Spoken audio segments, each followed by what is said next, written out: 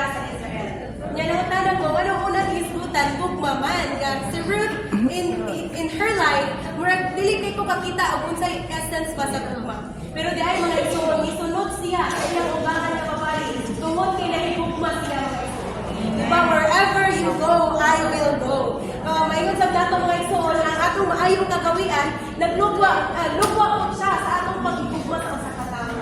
Diba dili man dagway ta magtulutan kung dili man dagway kita mabuta na mga tao kung wala kita ipakita nga igugma ba. Diba kung dili na to gugma atong kaaway na mag-amaldita ba just maldita mga igsoon. No? Ang ana di ay atong maayong kagawian lugwa sa gugma.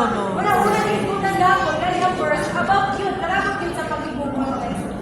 Yang karon ay sabi niya sa tibok na to si Mana Lipayos na niya morning revival. Ang Diyos una nga igugma nato mga igsoon. Unang Juan 4:19 dili na gyud na nato katudahan mga igsoon. Kay gani tungod sa iyang pagpugugma mga igsoon himo siya tawo mga igsoon. Gihatag niya ang iyang bugto alang nato mga igsoon. Kung wala ka na igugma sa isa ka tawo wala gyud kay andam may hatag niya mga igsoon. Niya may muna mataran the best expression of love is your time. Kung tinuod daw na igugma mga igsoon mugahin gyud ta og panahon.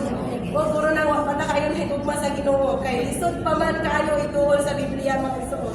Lisod pa man kayo ibako din sa Domingo kay magsayo ko sa Lord's Table meeting. Ingunana ang sa pagpahinumdum nato pa mga igsoon.